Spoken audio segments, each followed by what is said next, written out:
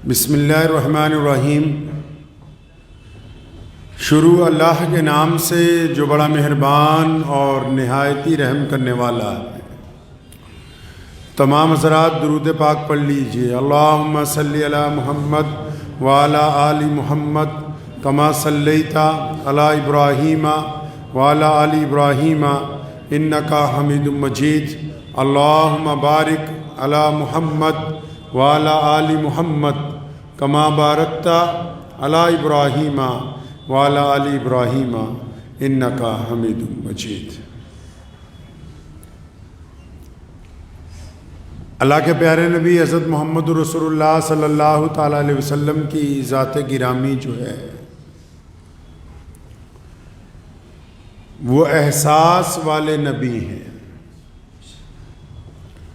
پیارے نبی حضرت محمد رسول اللہ صلی اللہ علیہ وسلم نے پوری دنیا کے انسانوں کو اس بات کی تعلیم دی ہے کہ ہم اپنے زندگی کے تمام معاملات میں احساس جو ہے اس کو بیدار کریں۔ احساس ایک ایسی رگ ہے انسان کی کہ اگر یہ زندہ ہو مردہ نہ ہو، محسوس ہوتی ہو تو انسان بہت سارے گناہوں سے بھی بچ جاتا ہے،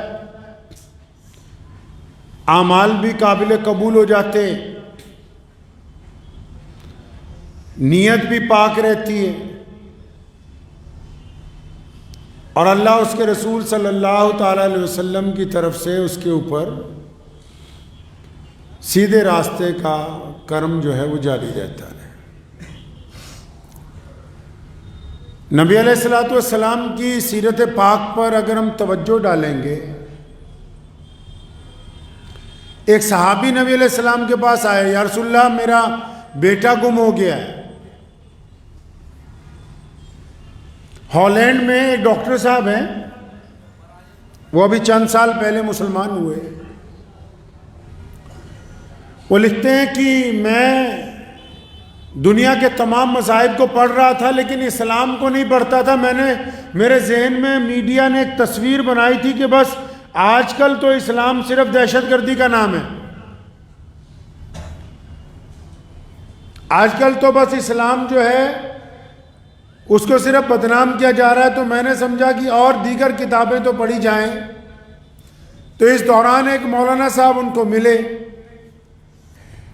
تو انہوں نے مختصر سی بات انہیں یہ کہی، کیونکہ ان کو جب پتہ لگا کہ ڈاکٹر صاحب جو ہیں وہ تمام مذاہب کے اوپر اپنا مطالعہ کر رہے ہیں، انہوں نے کہا کہ اگر آپ کو موقع ملے تو آپ ہمارے پیارے نبی حضرت محمد رسول اللہ صلی اللہ علیہ وسلم کو بھی پڑھ کے دیکھ لیں۔ تو ڈاکٹر صاحب کہتے ہیں کہ میں نے انگریزی کی کوئی کتاب منگوائی تو جو پہلی حدیث پڑھی اس کو پڑھ کے ہی ایمان قبول کر لیا۔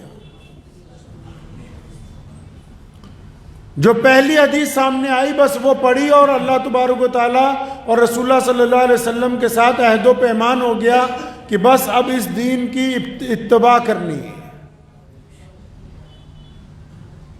کیا حدیث پاک پڑھی انہوں نے ایک واقعہ نبی علیہ الصلوۃ والسلام کا نقل کیا ہے کہ آپ صلی اللہ علیہ وسلم مجلس میں تشریف رکھتے تھے تو ایک صحابی آئے، یا رسول اللہ میرا بیٹا گم ہو گیا، بچہ گم ہو گیا۔ اب کسی کا بچہ گم ہو جائے تو ماں باپ تو بھائی سخت پریشان ہوتے ہیں، بڑی مشکل کا وقت ہوتا ہے، وہ جن کے ساتھ حادثہ ہوتا ہے وہی احساس ان کو ہوتا ہے، دوسرا بندہ تو سمجھ ہی نہیں سکتا کہ تکلیف کیا ہے۔ اب انہوں نے جب آ کے کہا کہ یا رسول اللہ میرا بچہ 2-3 دن سے مل نہیں رہا، گم ہو گیا، ہم پریشان ہیں، تو ابھی ان کی جواب ملا بھی نہیں تھا تو مجلس میں ہی کسی صاحب نے کہا کہ میاں تمہارا بیٹا تو فلاں باغ کے اندر فلاں بچوں کے ساتھ، میں نے اس کو خود آج کھیلتے ہوئے دیکھا ہے، وہ تو وہاں ہے۔ اب انہوں نے اتنی بات سنی تو بڑی تیزی سے بھاگے اٹھ کے واپس کہ وہاں جاؤں اپنے بچے کو پکڑ کے اور اس کی ماں کے پاس لے جاؤں گا۔ تو جب وہ جانے لگے تو نبی علیہ الصلوۃ والسلام نے انہیں روکا، واپس بلایا، جلدی میں تھے کہ کہ جلدی سے چلا جاؤں۔ ایک باپ اپنے بچے سے بچھڑا ہوا ہو یا ماں اپنے بچے سے بچھڑی ہوئی ہو تو کتنی شدت ہوتی ہے ان کو اپنی اولاد سے ملنے کی۔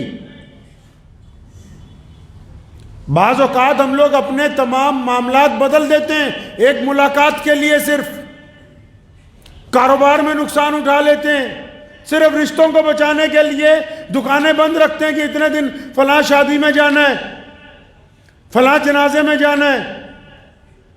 رشتوں کو بچانے کے لیے انسان دنیاوی معاملات میں نقصان اٹھا لیتا ہے، لیکن چاہتا ہے کہ رشتے بچے رہیں۔ اور ماں باپ کا رشتہ تو سب سے انمول، سب سے قیمتی رشتہ ہے۔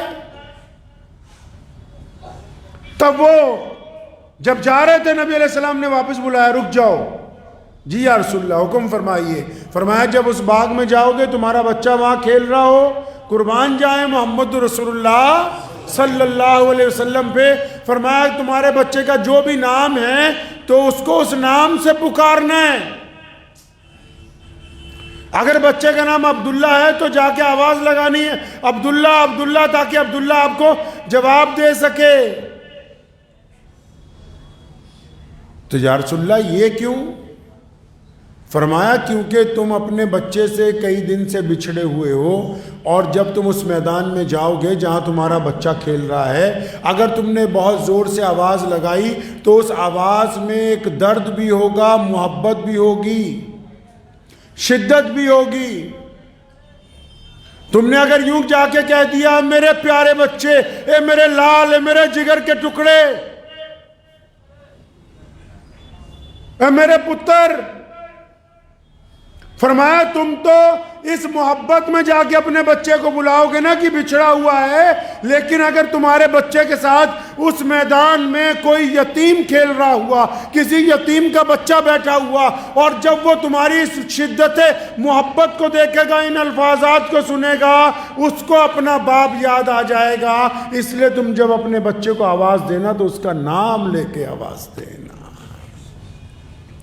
اتنے احساس والے نبی ہیں کہ یہ صلی اللہ علیہ وسلم جو ہر ایک بات پہ، سیدنا انس رضی اللہ عنہ فرماتے ہیں میں تو بچپن میں رسول اللہ کے پاس آ گیا، اور جس دن بدر کے میدان میں فتح حاصل کی ہے واپس آئے ہیں، نبی علیہ السلام آرام فرما رہے ہیں، فرمایا رات کو اچانک نکل کے مسجد نبوی کے صحن میں آ گئے، اور میں جاگ رہا تھا، میں یا رسول اللہ کیا بات ہے، اتنی رات کو آپ اچانک؟ تو دیکھا، کہتے میں نے غور سے دیکھا تو نبی علیہ السلام کی آپ دیدہ ہیں، آنکھوں میں آنسو ہیں۔ یا رسول اللہ کیا بات ہو گئی؟ تو فرمایا انس ابو بکر کو بلاؤ، عمر کو بلاؤ، عثمان کو بلاؤ، مولا علی کو بلاؤ۔ یا رسول اللہ کیا بات ہو گئی رات کو؟ فرمایا یہ جو تم نے قیدی لائے ہو نا، جو جنگی قیدی، کون سے قیدی؟ جو صرف اس لیے میدان میں آئے تھے کہ تمہیں قتل کرنا ہے۔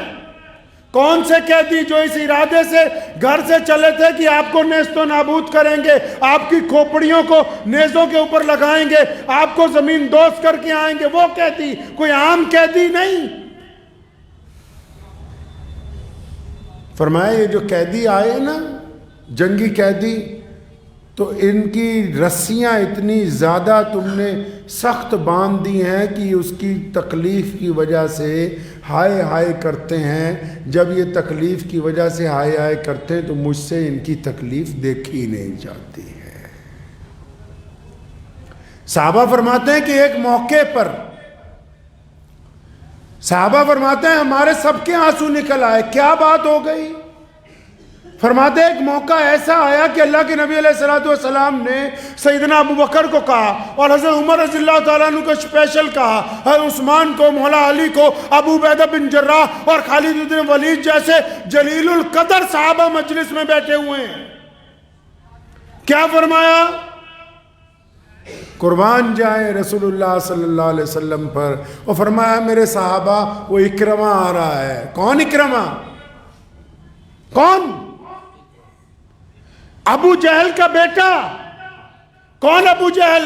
نبی علیہ السلام نے فرمایا ہر امت میں فرعون رہے ہیں، میری امت کا فرعون ابو جہل ہے، اور فرمایا سب سے سخت ترین ہے، اور ابو جہل نے ظلم کی انتہا کی ہے۔ آپ اگر ابو جہل کا تشدد پڑھ لیں گے ایک دفعہ تو میں یقین کے ساتھ کہتا ہوں کہ آپ دیدہ ہو جائیں گے. آپ کو کئی مہینے تک ہنسی نہیں آئے گی. کیوں؟ جب عمار بن یاسر کو درخت سے باندھا تو ان کے والد حضرت یاسر کو بھی ساتھ میں باندھا, پھر ان کی ماں حضرت سمیہ کو بھی باندھا, پھر اس لڑکے کے سامنے ان کے ماں باپ کو ننگا کیا گیا, اور پھر سیدنا سمیہ کے اوپر کتے چھوڑے گئے, اور پھر سیدنا سمیہ پر جب تشدد کی انتہا ہوئی اور کہا کہ تو ایک دفعہ کہہ دے کہ میں رسول اللہ کا انکار کرتی ہوں, جب انہوں نے کہا کہ تو کوتوں سے بوٹیاں نچوا دے میں تیری بات نہیں مانوں گی, تو ابو جہل نے سیدنا سمیہ رضی اللہ تعالیٰ عنہ کی شرمگاہ میں برچھا مارا تھا. اس وقت کوئی معمولی آدمی نہیں ہے یہ بدبخت, جس نے صحابہ اکرام رضی اللہ تعالیٰ عنہ کی کھالیں ادڑوائیں, جس نے گرم پانی میں صحابہ اکرام کو شہید کیا, جس نے ظلم کی انتہا کر دی, جس نے جنگیں مسلط کی ہوں, جس نے بیت اللہ میں جانے سے روکا, جس نے سر بازار پتھر مارے, جس نے گلے میں رسی ڈال کر کھینچا, جس نے بلال کے اوپر تشدد کیا, جو سارے مکے کے دشمنوں کو ساری زندگی اکٹھا کرتا رہا کہ نعوذ باللہ چلو محمد رسول اللہ کو قتل کرنا ہے. اور اس ابو جہل کا بیٹا جس دن دربار رسالت میں پیش ہونا تھا, صحابہ کہتے ہیں ہمارے آنسو نکل آئے. نبی علیہ السلام نے کیا فرمایا؟ اور فرمایا اکرمہ آ رہا ہے نا, تم میں سے کوئی اس کو اس کے باپ کا تانا نہ مارنا. اکرمہ آ رہا ہے, اس کو تانا نہیں مارنا. یہ پیارے محمد صلی اللہ تعالی علیہ وسلم کے دربار رسالت میں جب ہندا پہنچی, کون ہندا؟ جس نے نبی علیہ السلام کے سکے چچا کو قتل کروایا اور پھر ان کی چھاتی چیری گئی اور جگر نکال کے چبایا اس نے.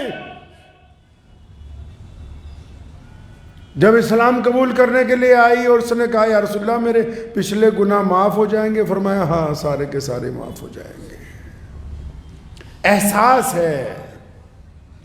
رات کے کئی پہر ایسے گزرتے ہیں کہ نبی علیہ السلام اچانک اٹھتے ہیں. مسجد نبوی میں جو اصحاب صفہ کا چبوترا ہے نا, سیدنا ابو ذر غفاری رضی اللہ تعالیٰ عنہ وہاں آرام کرتے ہیں, سیدنا ابو ہریرہ رضی اللہ تعالیٰ عنہ وہاں آرام کرتے ہیں, سیدنا اسامہ رضی اللہ تعالیٰ عنہ وہاں آرام کرتے ہیں, سیدنا بلال رضی اللہ تعالیٰ عنہ کی آرام گاہ بھی وہی ہے. وہاں غریب صحابہ رہتے ہیں. رات کو کسی پہر بھی نبی علیہ السلام اٹھتے ہیں تو جا کے ان غریب صحابہ رضی اللہ تعالیٰ اجمعین کی جماعت کو دیکھتے ہیں کہ بھائی ان میں سے کوئی پریشان تو نہیں ہے, کوئی بھوکا تو نہیں سویا, کوئی ایسا تو نہیں جس کے پاس بستر نہ ہو, کوئی ایسا تو نہیں ہے جو پریشان حال ہو. سیدنا ابو ذر غفاری رضی اللہ تعالیٰ فرماتے ہیں میرے ساتھ متعدد مرتبہ ہوا کہ نبی علیہ السلام رات کو کسی پہر میرے پاس بیٹھے ہوا کرتے تھے. یہ پیارے نبی حضرت محمد الرسول اللہ صلی اللہ علیہ وسلم نے احساس پیدا کیا لوگوں میں. رسول اللہ سے پہلے جب لوگ لوگوں کا قتل کرتے تھے ان کو احساس نہیں ہوتا تھا.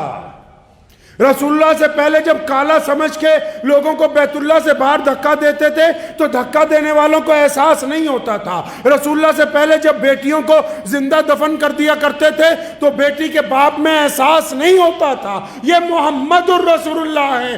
ایسے دور میں کہا کہ فاطمہ میرے جگر کا ٹکڑا ہے. یہ لفظ پتہ کب کہے؟ یہ لفظ کب کہے؟ جس دور میں باپ بیٹی کو بیٹی ماننے کے لیے تیار نہیں تھا.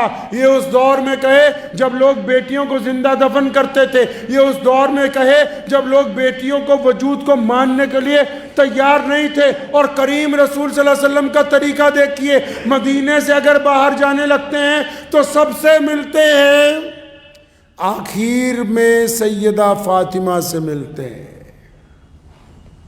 جب جانے لگتے ہیں سفر پر سب سے ملاقات ہوتی ہے, آخر میں کس سے ملتے ہیں جی؟ اپنی بیٹی سیدہ فاطمہ رضی اللہ تعالی عنہ سے. اور جب مدینے آتے ہیں واپس تو سب سے پہلے کس سے ملتے ہیں؟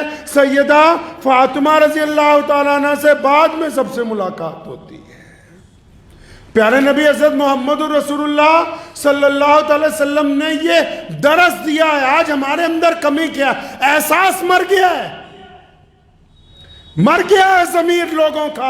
جو دوسروں کو تکلیف پہنچاتے ہیں ان کو احساس نہیں ہوتا. جو کسی کا مال حق کھاتے ہیں ان کو احساس نہیں ہوتا. جو کسی کی پیٹھ پیچھے برائیاں کرتے ہیں ان کو احساس نہیں ہوتا. جو دوسروں کی بیٹی کو دیکھ کے زنا کا ارادہ کرتے ہیں ان کو احساس. جن کا احساس مر گیا وہ زندہ مردہ ہیں چلتے ہوئے. ان کے اندر جسم میں صرف جان ہے, ان کا دل زندہ نہیں ہے.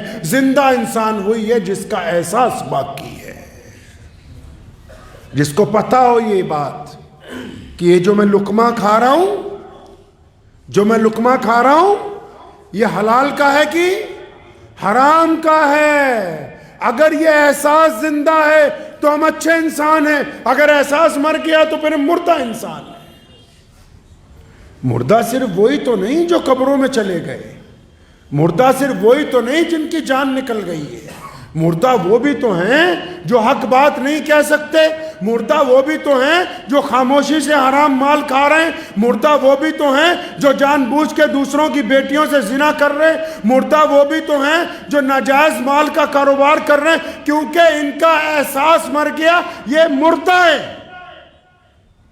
جو تو اللہ کے راستے میں شہید ہو گئے وہ تھوڑی مردہ ہیں. قرآن نے تو ان کو کہا کہ وہ تو زندہ ہے. تو ہم کب تک زندہ ہیں؟ ہمارے اندر زندہ والی کون سی علامت ہے؟ ہمارا زندہ رہنے کا کون سا طریقہ ہے؟ کیا ہماری نماز ایک زندہ نماز ہے؟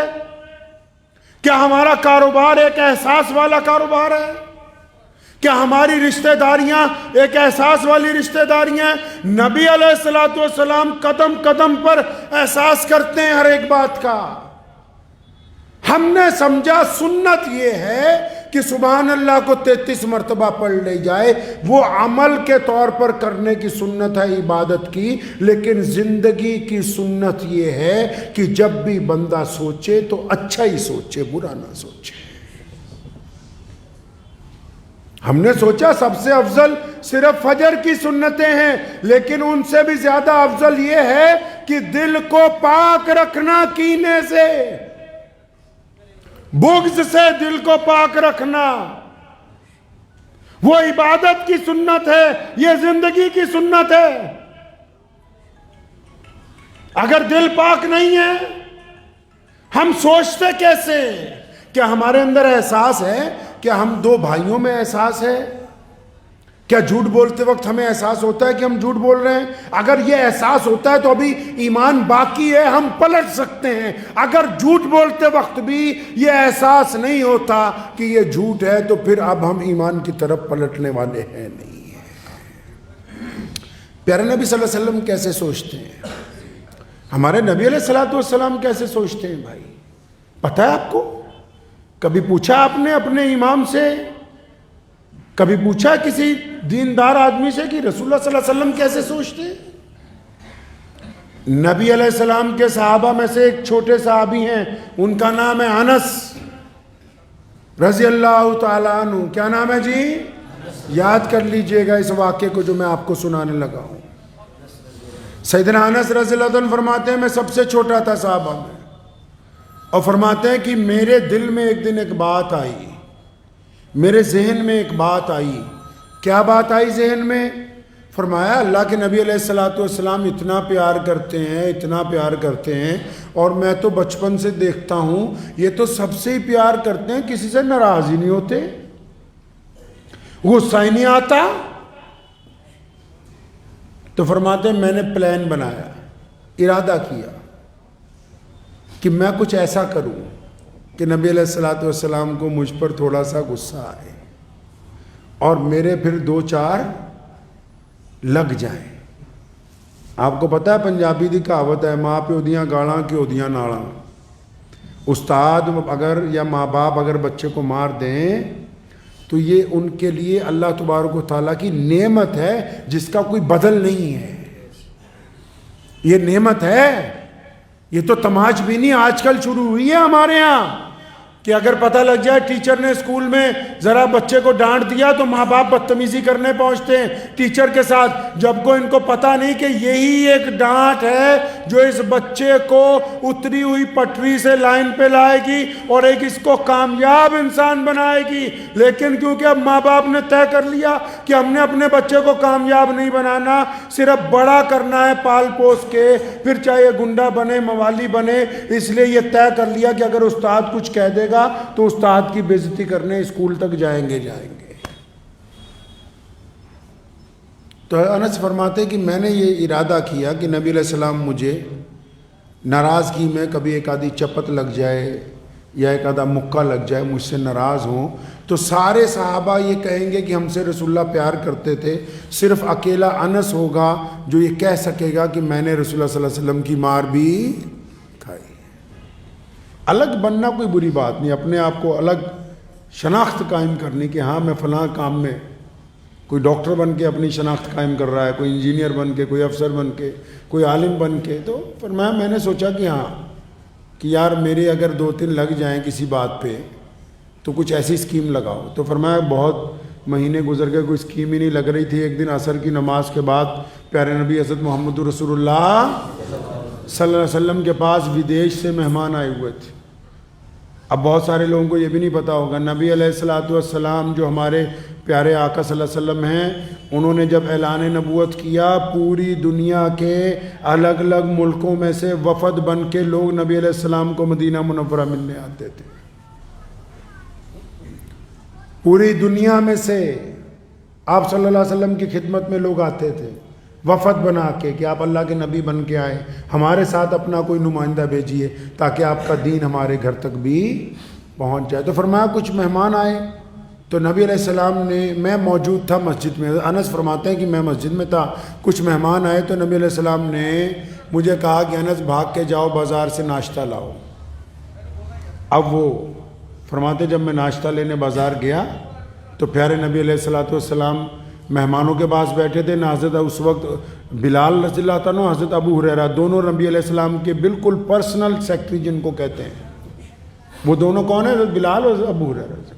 فرمایا وہ دونوں کہیں کام سے گئے ہوئے تھے، میں بازار چلا گیا تو جب میں سامان لینے لگا تو میرے دل میں آیا انس اترا آج اگر تو سامان نہ لے یا لیٹ ہو جائے تب ہو سکتا ہے کہ آج تیرے 2-4 لگ جائے، تو بھی گھر پہ مہمان بیٹھے ہوئے ہیں، تمہیں سامان لینے بھیجا، کہاں چلا گیا؟ تو فرماتے ہیں کہ میں نے سوچا کہ آج سامان لینا ہی نہیں ہے، تو وہیں بیٹھ کے بازار میں سائڈ پہ۔ تو جب وقت گزرتا گیا تو جو راستہ مسجد نبوی کی طرف سے آتا تھا، فرماتے ہیں کہ میں اس طرف دیکھ رہا تھا تو اچانک میں نے کیا دیکھا کہ کافی وقت گزرنے کے بعد اللہ کے پیارے نبی صلی اللہ علیہ وسلم بذات خود بازار میں تشریف لے آئے، خود تشریف لے آئے۔ فرماتے ہیں جب میں نے نبی علیہ السلام کو دیکھا تو میں اٹھ کے کھڑا ہو گیا اور میں بالکل تیار بھی ہو گیا، میں کہا انس آج تیرے پہنی ہے انشاءاللہ، آج لگیں گی 2-4 کہ کہاں چلا گیا، مہمان بیٹھے ہوئے ہیں۔ فرماتے ہیں نبی علیہ السلام کو جب میں نے دیکھا، آپ صلی اللہ علیہ وسلم نے مجھے دیکھا تو آپ صلی اللہ علیہ وسلم کے چہرے پہ پریشانی کے آثار تھے، مجھے یقین ہوا کہ شاید آج ایک آدھی لگ جائے۔ تو فرمایا میں جب چند قدم چلا، آپ صلی اللہ علیہ وسلم ذرا تیز چلے اور جب قریب آئے تو پیارے نبی صلی اللہ علیہ وسلم نے پوری طاقت کے ساتھ سیدنا انس رضی اللہ تعالیٰ عنہ کو اپنی چھاتی سے لگایا۔ نبی علیہ السلام کی آنکھوں میں آنسو ہیں، سر پہ ہاتھ پھیرا، کندھوں پہ ہاتھ پھیرا اور فرمایا میرے پتر انس، میں تو سمجھا تو کہیں گر گیا، کہیں چوٹ لگ گئی، میں تو سمجھا میرے بچے کو کسی نے مار دیا۔ فرماتے میں نبی علیہ السلام کی بات سن کر اتنا رویا کہ اتنے کریم رسول ہیں کہ اچھائی میں سے بھی، برائی میں سے بھی اچھائی کو نکال کر باہر رکھ دیتے ہیں۔ سچ سچ بتاؤ، ہم میں احساس ہے؟ ہم کیسے سوچتے ہیں؟ ہم کیسے سوچتے ہیں؟ نبی علیہ السلام کیا چاہتے ہیں؟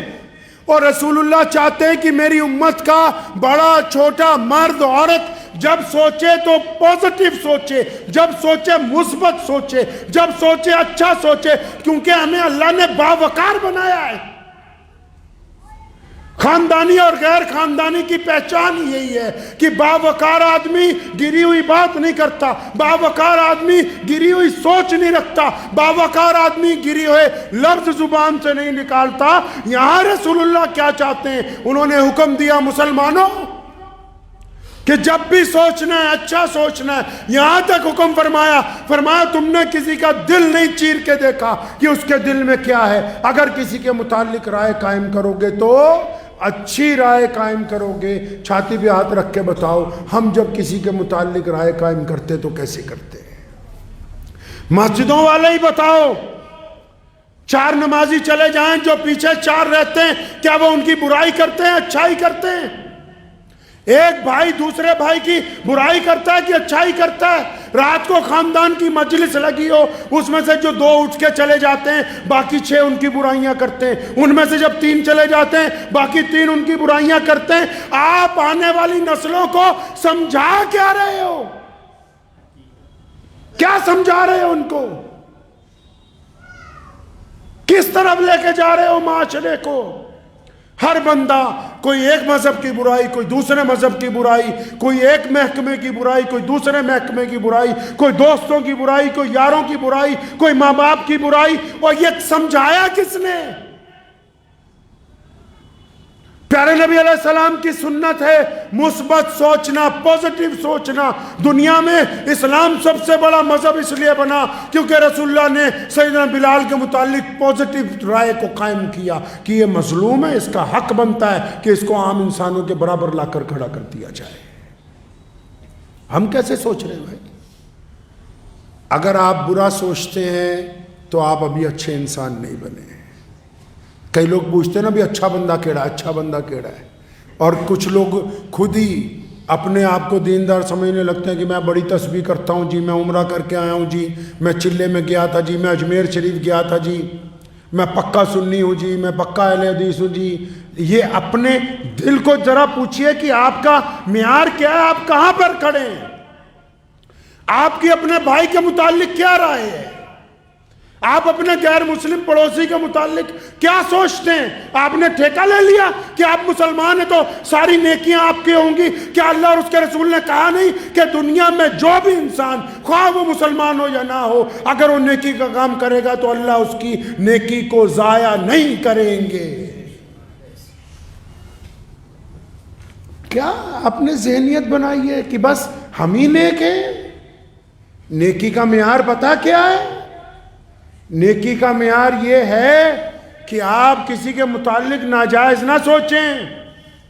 سیدنا امام حسن رضی اللہ تعالیٰ عنہ سے کسی نے پوچھا تھا کہ حضرت امام صاحب یہ بتا دیں کہ مومن بندہ کون سا ہوتا ہے، اچھا بندہ کون سا ہوتا ہے؟ ایسا ہوتا ہے مومن جس کا کپڑے اچھے ہوں، سر پر پگڑی اچھی ہو، دستار بڑھیا باندھتا ہو، داڑھی رکھی ہوئی ہو، 5 وقت نماز پڑھتا ہو، دینداری کی باتیں کرتا ہو، کاروبار اچھا کرتا ہو، حلال کماتا ہو۔ نہیں، یہ ساری دنیاوی معاملات ہیں۔ مومن اچھا وہ ہے جب وہ تنہا ہوتا ہے رات کو، جب کبھی اکیلا کمرے میں ہوتا ہے، اس وقت اس کے دل میں کیا خیال آتے ہیں؟ کیا یہ بستر پر اکیلا لیٹ کے کسی کی بہن کے متعلق زنا کا ارادہ کرتا ہے، یا اکیلا لیٹ کے یہ اللہ اور اس کے رسول کے خوف سے کوئی تسبیح کرتا ہے؟ اس کا بستر طے کرتا ہے کہ یہ مومن ہے یا منافق ہے۔ یہ بندہ آپ کی تنہائی یہ طے کرتی ہے۔ لوگوں کے سامنے تو ہم سارے ہی اچھے ہیں، اور لوگوں کے سامنے تو سارے ہی اچھے ہیں، سارے ایک دوسرے کو کہہ رہے ہیں تو بھی بہت اچھا ہے، میں بھی بہت اچھا ہوں۔ تنہائی کیا کہتی ہے آپ کی؟ تنہائی میں جو حرام کا مال میسر آتا ہے اس وقت تمہارا ضمیر کیا کہتا ہے؟ زنا کا موقع جب میسر آتا ہے اس وقت آپ کا ضمیر کیا کہتا ہے؟ ظلم کی جب طاقت آپ کے پاس ہو اس وقت تمہارا ضمیر کیا کہتا ہے کہ پیچھے ہٹ جا؟ یہ تنہائی طے کرتی کہ آپ ہیں کیسے، اور آپ سے زیادہ آپ کو کوئی دوسرا اللہ کے علاوہ جانتا نہیں ہے۔ اس لیے اگر آپ نے اپنی مرمت کرنی ہے، اپنی سروس کرنی ہے، تو پھر اپنے ہی گریبان میں جھانکنا پڑے گا، دوسروں کو کہنے سے کچھ ہونے والا نہیں ہے۔ زندگی میں احساس پیدا کریں گے انشاءاللہ۔ زندگی میں احساس پیدا کیجئے، دوسروں کی تکالیف کا احساس. جس طرح تسبیح کرنا سنت ہے، لوگوں کو کھانا کھلانا سنت ہے. جس طرح اللہ اللہ کرنا رسول اللہ کی سنت ہے، بھٹکے ہوئے کو راستہ دکھانا بھی رسول اللہ صلی اللہ علیہ وسلم کی سنت ہے. جس طرح نماز پڑھنا فرض ہے، اسی طرح کسی کے دل کو نہ دکھانا بھی فرض ہے. احساس پیدا کیجئے، اور احساس لوگوں کے لیے بعد میں، پہلے اپنے ماں باپ کے لیے، اپنے بیوی بچوں کے لیے، اپنے پڑوسی کے لیے، اپنے بھائیوں کے لیے جن کو ضرورت ہے آپ کی، جو آپ کی طرف ترسی ہوئی نگاہوں سے دیکھتے ہیں کہ یہ کبھی مجھ سے مسکرا کے بولے گا، یہ کیا کبھی چند لمحے میرے ساتھ گزارے گا. پڑھے رسول اللہ صلی اللہ علیہ وسلم کو. رسول اللہ کے پاس اتنے بیزی شیڈیول، نبی علیہ السلام سے زیادہ بیزی شیڈیول کائنات میں کسی کا نہیں ہے.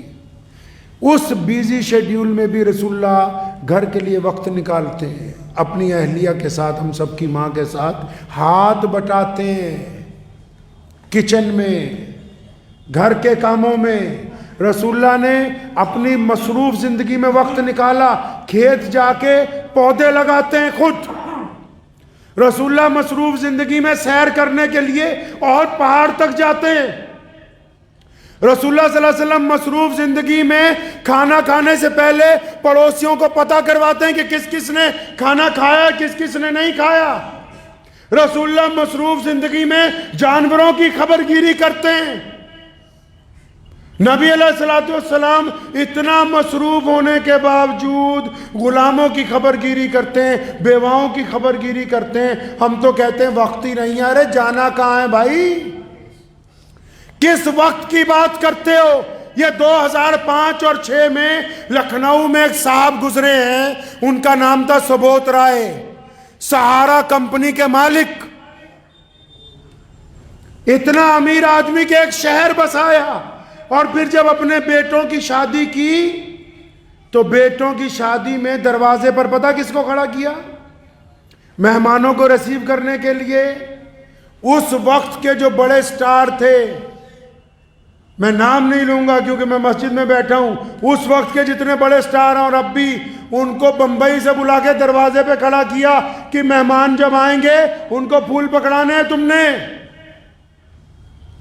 ان سٹاروں کو جن کو ملنے کے لیے لوگ ترستے ہیں، کھانا کھانے والوں کے ساتھ میزبانی کرنے کے لیے ٹیم کے بڑے بڑے لوگوں کو بلایا، دنیا کے مشہور کرکٹروں کو، اور پورے بھارت میں سارے بڑے بڑے وزیر، منتری، مکھ منتری اس شادی میں شامل ہوئے. 5,000 کروڑ روپے شادی پہ لگا دیا سبوت رائے نے. اور 2015-16 آتے آتے کنگال جب ہونے لگا تو 2 ہی بیٹے تھے جن کی شادی کی تھی، وہ امریکہ چلے گئے، بچے امریکہ چلے گئے، یہ یہاں رہ گئے. مقدمات ہوئے، جو کچھ ہوا. جب کوئی بندہ بہت زیادہ ترقی پہ آتا ہے تو بعض اوقات تنزلی بھی آ جاتی ہے، کوئی بڑی بات نہیں ہے. جو بڑی بات سنانی وہ اب آپ کو آخر میں سنانی ہے. وہ بڑی بات یہ ہے کہ اب جب ان کا انتقال ہوا ابھی 5-6 دن پہلے، تو ان کے بیٹوں کو پیغام بھیجا، وہ بھی آ جاؤ تمہارے ابا کا انتقال ہو گیا. کن بیٹوں کو؟ جن کی شادی میں ساری دنیا اکٹھی کی، جن کو خوشی دینے کے لیے بڑے بڑے امیر زادوں کو پیسے دے کے دربان بنا دیا. بیٹے آئے نہیں باپ کے جنازے میں. یہ اس ہفتے کی بات بتا رہا ہوں، بیٹے آئے نہیں. قرآن نے کہا ہے، ہم نے مانا کہ اولاد نعمت ہے، دولت نعمت ہے، لیکن قرآن نے کہا یہ فتنہ بھی ہے. اور اتنا ان کے پیچھے لگ گئے کہ تم نے اپنی زندگی برباد کر لی. جو چیزیں تم نے اپنے ساتھ لے کے جانی تھی وہ بھی ان کے چکر میں یہی چھوڑ گئے ہو. ان کے لیے ٹھگیاں مار رہے ہو جو تمہارے جنازے میں آنے کے لیے تیار نہیں ہے. ان کے لیے بے ایمانیاں کر رہے ہو جن کی اولاد کے آنکھ میں ایک آنسو نہیں ہے. ایسی اولادوں کو دیکھ کے آیا ہوں میں، ایک آنسو نہیں تھا باپ کے انتقال کے وقت. اس پیسے کو کیا کرنا ہے کہ اٹھا کے پھینکو باہر، جلدی لے جاؤ، جلدی جنازہ اٹھاؤ، کپڑے بھی اس کے لے جاؤ، بستر بھی لے جاؤ. کوئی بدروح تھی تمہارے گھر میں؟ یہ اس لیے ایسا ہوا کیونکہ آپ نے اپنی اولاد کے دل میں احساس ہمدردی کو پیدا نہیں ہونے دیا. آپ نے رشتوں کو پیسوں سے تولا ساری زندگی. آپ ہر چیز میں دولت کا دخل کرتے رہے. آپ بھول ہی گئے ان کو سمجھانا کہ باپ اپنی جگہ ہوتا ہے, ماں اپنی جگہ ہوتی ہے, چچاؤں کا احترام ہوتا ہے, بھائیوں کا احترام ہوتا ہے, پڑوسیوں کا احترام ہوتا ہے. یتیم مسکین کو ٹھوکر نہیں ماری جا سکتی, غریب کے ساتھ بدتمیزی نہیں کی جا سکتی. راہ چلتے ہوئے اگر امیر بڑی گاڑی میں چل رہا ہے تب بھی کسی غریب کے گزرنے کے راستے کو نہیں. ہم نے احساس ختم کر دیا, اور جب احساس ختم ہوا تو اولاد مردہ دل ہو گئی, مردہ دل ہو گئی. تو احساس زندہ رکھیے, یہ نبی علیہ السلام کی سنت ہے. کس کی سنت ہے جی؟